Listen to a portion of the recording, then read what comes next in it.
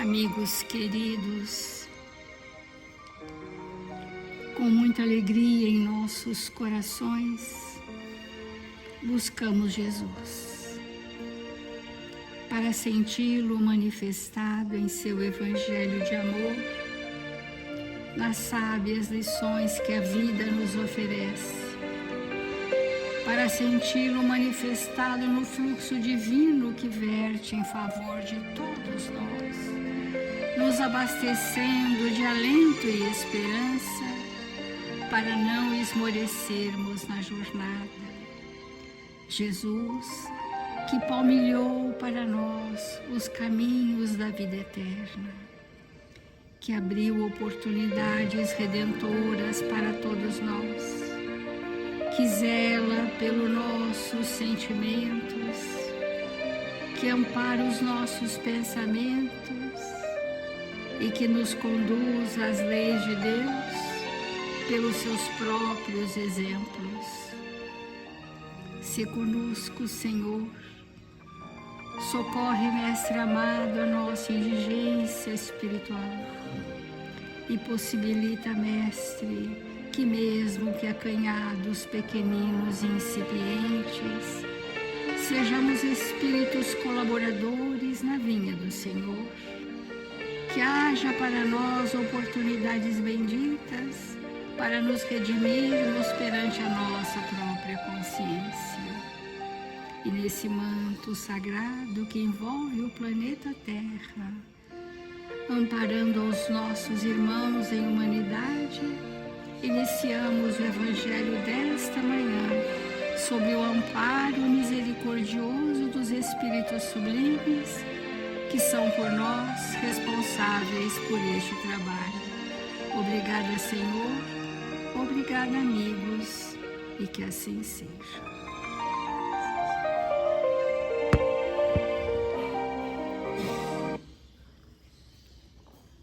Do Evangelho segundo o Espiritismo, nós estamos no capítulo Muitos os Chamados, Poucos os Escolhidos, que é o capítulo que vai mostrar para nós, sem a aplicabilidade do que nós já sabemos sobre o Evangelho, nós não nos faremos adentrados ao reino de Deus. Não faremos escolhidos, não nos faremos espíritos prontos para servir. E que então o ato de servir passa a ser para nós a forma de experienciar o que já sabemos. Mas nós encontramos para isso muitas dificuldades. E essas dificuldades de viver o que já sabemos são emperramentos que nós construímos para nós mesmos, empecilhos, obstáculos criados por nós mesmos. Então, no item, aqueles que dizem Senhor, Senhor, não entrarão todos no reino dos céus, fala para nós que todo aquele que, pois, ouve estas palavras que eu digo e as pratica, será comparado a um homem sábio que construiu sua casa sobre a rocha. E logo que a chuva caiu, que os rios transbordaram, que os ventos sopraram e se abateram sobre essa casa, ela não tombou porque estava fundada sobre uma rocha. Esta rocha, ela é constituída dos nossos valores morais. Quanto mais o alicerce dos relacionamentos tiver como base valores morais, mais suportamos as intempéries da jornada. Sejam provas, expiações, todo tipo de desafio que a gente enfrenta na vida, todos os testemunhos que somos convidados a realizar, tudo isso suporta quando temos um alicerce. Esse alicerce, que é a rocha, tem como base elementar desse alicerce a legítima fraternidade. Porque se formos verdadeiramente amigos, se nós formos amigos que nos doamos uns aos outros, que nos compreendemos em todas as horas, que nos socorremos em todos os instantes, que ombreamos-nos uns aos outros, esse alicerce vai ser sólido. E sobre esta base se edificam os mais variados tipos de relacionamento. Relacionamento entre amigos, entre irmãos, entre cônjuges, entre parentes, entre colegas de trabalho. Relacionamentos se estabelecem tendo essa base de companheirismo, fraternidade, amparo mútuo, perdão e principalmente a humildade. Então, esta rocha que sustenta o edifício do Espírito que sou, ela também se apresenta como base fundamental do lar. Por isso que ele disse que esse homem sábio construiu sua casa sobre a rocha, mas o homem insensato, que desprovido de senso e de razão, ele construiu sua casa sobre a areia. É famoso nós entendermos o que são castelos na areia. Os castelos na areia, o vento varre e a água derruba. Ou seja, ficamos vulneráveis a qualquer intempérie da vida. E aparentemente um castelo sobre areia, ele tem beleza, ele tem uma expressão externa agradável, que projetamos ali a nossa ilusão, como se fosse possível começar a construir uma casa pela decoração e não pelo alicerce. Então, faltará o alicerce, depois erguer-se-ão as paredes e todos os detalhes de uma construção do ponto de vista do sentimento. Por isso que nós temos falado sobre o lar sobre a rocha, temos uma música mediúnica recebida nessa casa, que também se chama o lar sobre a rocha. E esse lar sobre a rocha, essa rocha, ela não vem pronta quando um relacionamento se inicia. Nós temos que construir o alicerce. A grande maioria dos relacionamentos desconhecem que a primeira etapa de um relacionamento é a força da sustentação, do suporte para erguer ali um edifício ou uma obra que seja das mais complexas. Então, a gente vai começar a falar hoje um pouco sobre o lar sobre a rocha.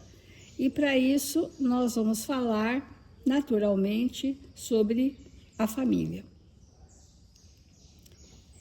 Para nós, enquanto é tempo, porque alguém pode dizer assim, mas agora minha casa já está em ruínas, porque eu não sabia que não tinha base de sustentação.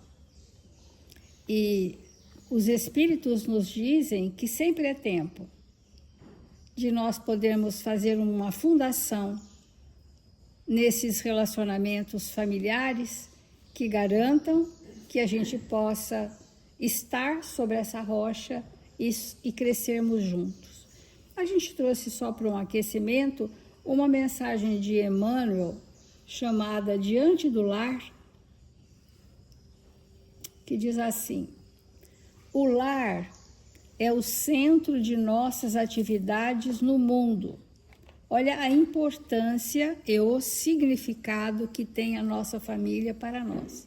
O lar é o centro de nossas atividades no mundo. E muitos de nós queremos viver fora do centro das nossas atividades no mundo, visitando o seu próprio lar como um hóspede, sem o envolvimento de construção moral necessário. Efetivamente, a Terra é a nossa temporária residência na vida e a humanidade é a nossa verdadeira equipe familiar. Então, no planeta, nós somos uma família. Somos uma família do planeta Terra, que é a nossa temporária residência. Entretanto, no microcosmo doméstico, tens a lição e a bênção, a escola e a estação de cura. O lar é uma microsociedade, é uma representação do mundo em escala pequena. É a primeira célula onde o espírito reencarnante vai aprender sobre a vida. É neste lar, é nesse microcosmo que nós temos todas as lições necessárias ao nosso aprendizado para irmos ao mundo e levarmos a esse mundo experiências. E é curioso porque hoje as pessoas estão com muita tendência a saírem desses compromissos, dessas verdadeiras responsabilidades, para estarem formando as que chamam famílias escolhidas. Então eu vou para um grupo de pessoas que eu tenho afinidade e que em nada vão me acrescentar no meu progresso reencarnatório, porque ali eu não vou ter os estímulos que eu preciso para poder construir em mim o que vim fazer, e essa rocha, ela não se estrutura. Então as pessoas estão cada dia mais vulneráveis, muito suscetíveis a qualquer dificuldade, porque não encontram nem dentro de si e tampouco no contexto familiar a rocha que Jesus mostrou para nós que precisamos sedimentar. Então, aí dentro, é por isso que entre as 4 paredes da casa terrestre encontramos, enquanto na experiência física, os mais obscuros problemas. Tanto isso é fato que as pessoas falam, mas só muda de endereço porque a temática humana é a mesma, e é mesmo, né? A temática é a mesma, as nossas dificuldades são semelhantes.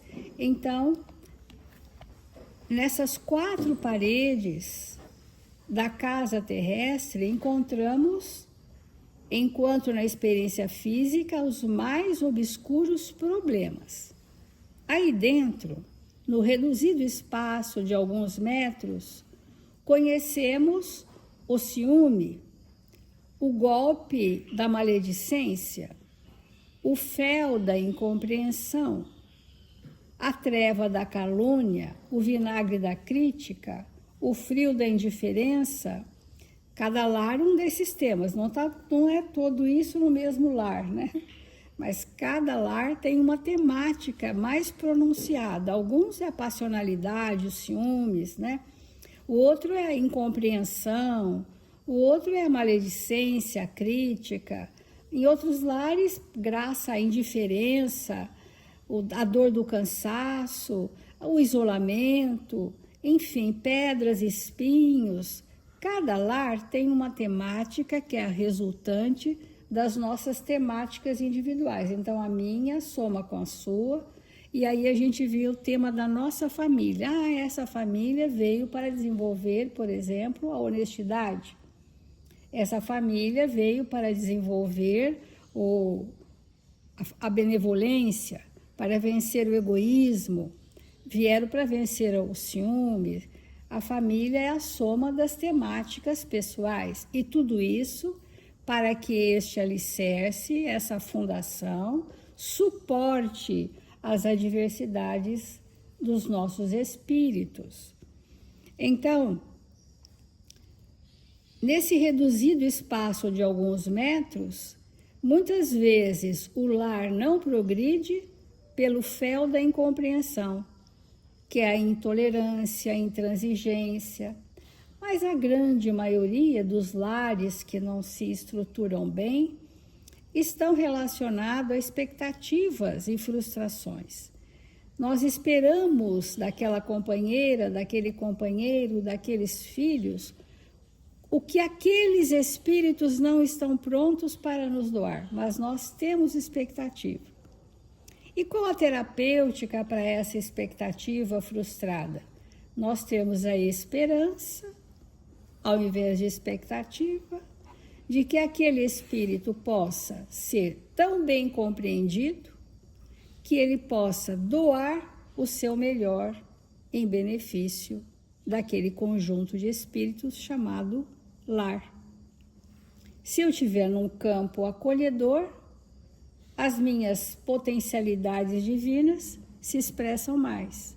Se eu estiver num campo ameaçador, de cobranças, críticas e expectativas, eu restrinjo a minha doação e volto à minha forma primitiva de isolamento. Então, nós estaremos falando sobre muitas dessas questões que assolam para entendermos que há sim possibilidade de fazermos um alicerce melhor nos nossos lares, nos nossos relacionamentos. E para isso a gente vai conversar um pouco. Para a gente fechar hoje, no acanhado círculo da consanguinidade, surgem para a alma as mais aflitivas sugestões de fracasso e os mais fortes apelos ao desânimo. E tem um ponto do relacionamento familiar que, quando um desanima e internamente o outro desiste, e que continuam juntos para sempre, houve uma estagnação do processo evolutivo daquele relacionamento. As pessoas continuaram convivendo, se falando, arcando com as responsabilidades materiais daquele lar, mas daquele ponto para frente pode não haver mais progresso, porque cada um escolheu uma forma de se defender do outro, um na indiferença, o outro no isolamento, outro na trivialidade, e com isso aquele relacionamento não progrediu. Então vamos continuar. Irmãos, esse item do Evangelho traz uma reflexão para nós sobre a prática. Quando nós retornarmos ao mundo espiritual, vai ficar bem claro para nós qual foi a prática dessa existência. O que nós verdadeiramente praticamos. E é relevante nós percebermos aqui e agora essa prática. Se nós estamos desejosos de seguirmos nessa prática, que é a nossa,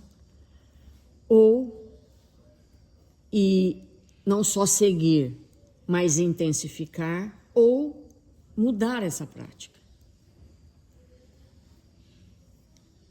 Quando nós estabelecemos no mundo espiritual um planejamento reencarnatório e estruturamos uma família, primeiro a consanguínea, depois a que será constituída, esses elementos que vão compor a nossa vida, esses espíritos que vão fazer parte da paisagem espiritual de uma existência, eles são colocados naquela condição de proximidade para conosco, para que nós tenhamos uma prática. E praticando, possamos nos fazer espíritos melhores, mais lúcidos, mais operosos, mais dispostos ao bem. Daí a necessidade de nós olharmos para a nossa família e perguntarmos para nós mesmos o que essa coletividade de convivência íntima me estimula a praticar. E se eu praticar, a família vai permanecer unida.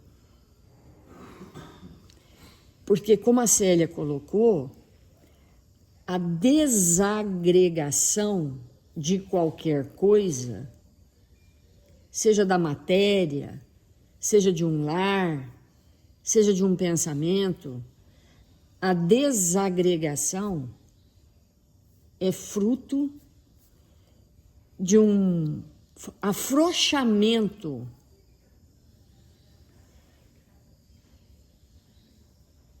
e, nesse caso, é um afrouxamento em relação ao compromisso.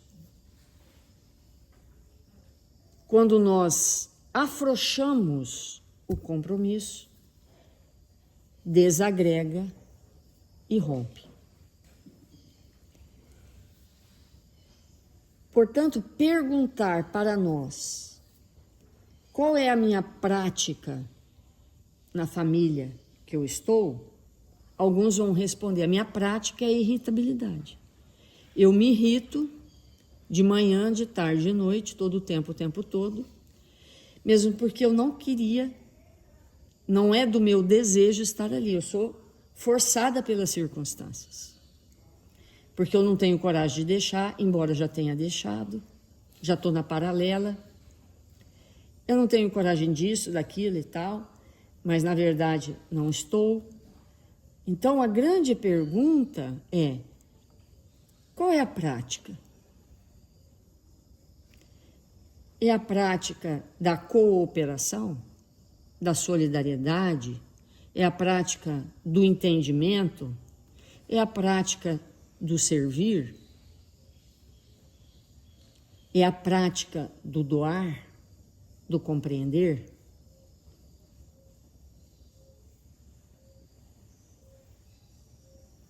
Cada um de nós vai precisar responder.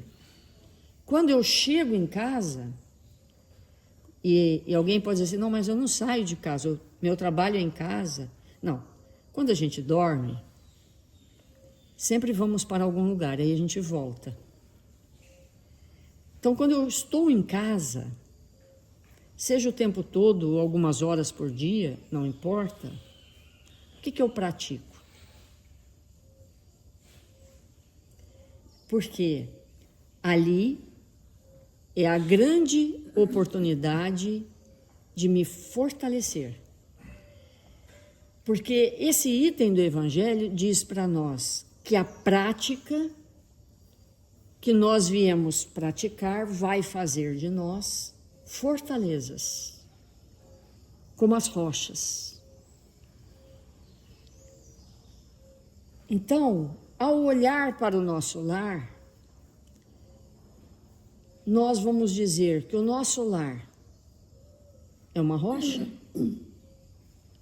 Ou que o nosso lar é uma tapera de bambu, que se vier um vento muito forte, não fica nada. Como já vieram outros ventos, já arrancou metade e agora só está nos escombros. Cada um de nós vai responder isso. Porque a estrutura desse lar revela a fortaleza de cada um que está dentro dela. Porque quando a gente, como a Célia colocou, quando a gente diz que o meu lar é uma rocha, é porque as pessoas que estão ali se fazem pilares. E cada um de nós tem que responder se somos os pilares do nosso lar. Ou seja, balança, balança, balança e não cai, porque eu estou lá. Balança, balança e não cai, porque aquela pessoa está lá, que não sou eu, mas aquela pessoa está lá. E enquanto ela estiver, a casa não cai. Mas se ela for retirada, reconduzida ao mundo espiritual, talvez não sobre pedra sobre pedra. E às vezes, nós temos tanto horror de sermos o testemunho, nós temos tanta preguiça de sermos o pilar, que nós nos retiramos antes da casa cair. Nós vamos embora e largamos tudo para trás. E achamos, como a Célia colocou, e achamos que ali na frente vamos construir um lar sobre a rocha, sem ter nenhuma prática para isso. Esse texto do Evangelho, ele é motivo de muita reflexão.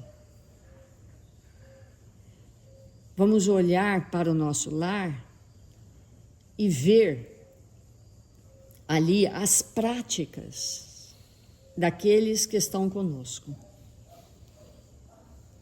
E entender que essa pessoa que está comigo ali, o que ela pratica todo dia é uma sustentação. E se ela tem essa prática, que lá na frente significa para nós exemplos, fortalece-nos para que tenhamos também no futuro o mesmo movimento de alma, para sermos sustentáculos daqueles que vão se aproximar de nós.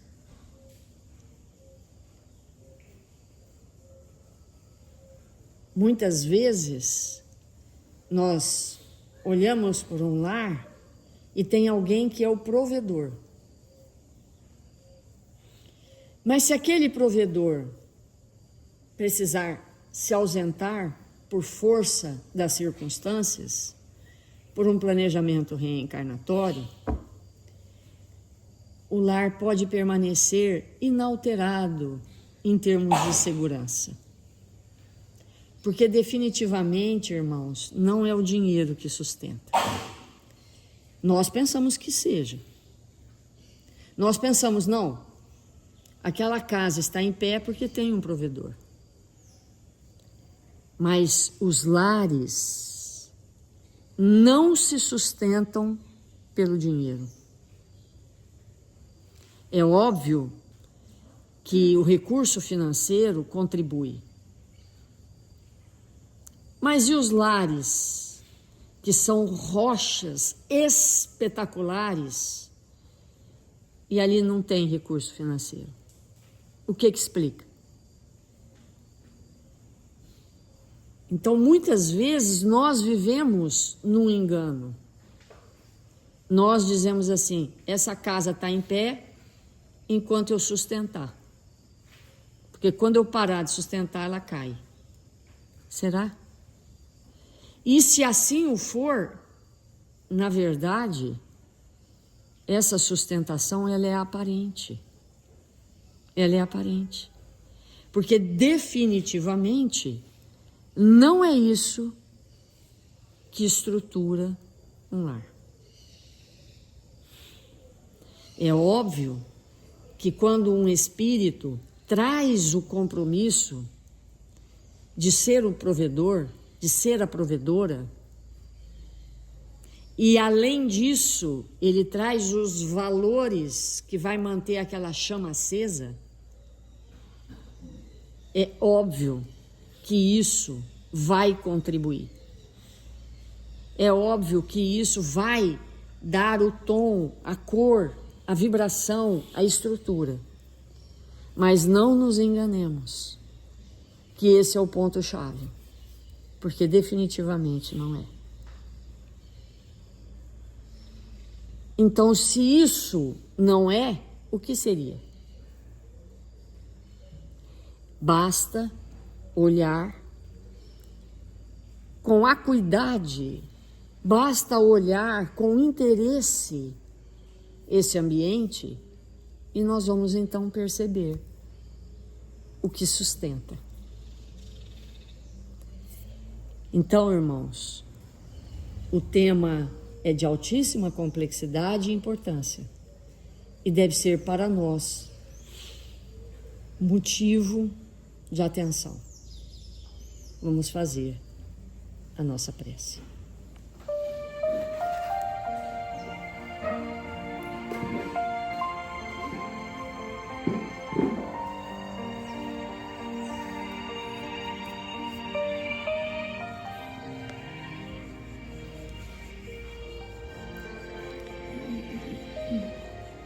Deus, nosso Pai, Jesus, divino amigo, mestre amado, que nos tutela a existência, que nos oportuniza estar aqui para aprender a nos fazermos melhores a cada dia. Mil vezes obrigado, Senhor, pela sua presença, pelo seu amor. Obrigado, Jesus, porque nos encontramos neste ambiente, orando, te buscando a presença para nos fortalecer. Criando esse hábito, Senhor, de refletirmos profundamente nos teus ensinamentos diariamente, a fim de que possamos nortear a nossa vida, o nosso dia, nossos minutos, na sabedoria imorredora do seu evangelho de amor. Que sejamos espíritos mais prontos, mais preparados para viver, a partir do conhecimento que adquirimos. Que possamos nos tornar espíritos lúcidos, amorosos, dispostos ao bem e à verdade. Que nesta hora, Senhor, os bons espíritos que velam por nós possam nos envolver em vibrações de paz, de equilíbrio, a fim de que a nossa saúde esteja equilibrada, que estejamos mais saudáveis para servir melhor, que a nossa existência na terra, Senhor, seja um tempo alinhado com os teus ensinamentos. E rogamos prece, amparo, socorro espiritual para todos os nossos irmãos que se encontram necessitados nesta hora, registrados nos cadernos de vibração da nossa casa e das casas irmãs. Que os bons espíritos possam ler o nome deles, ir ao encontro de suas almas para fortalecê-los, revigorá-los nas suas forças mais íntimas. E nós outros, Senhor, que tenhamos um dia produtivo, pacificado, não sejamos nós o pivô das discussões, do desequilíbrio, da intemperança, mas que tenhamos calma, bom ânimo, confiança em Deus. Que o Senhor nos abençoe e nos fortaleça, hoje e sempre. Que assim seja.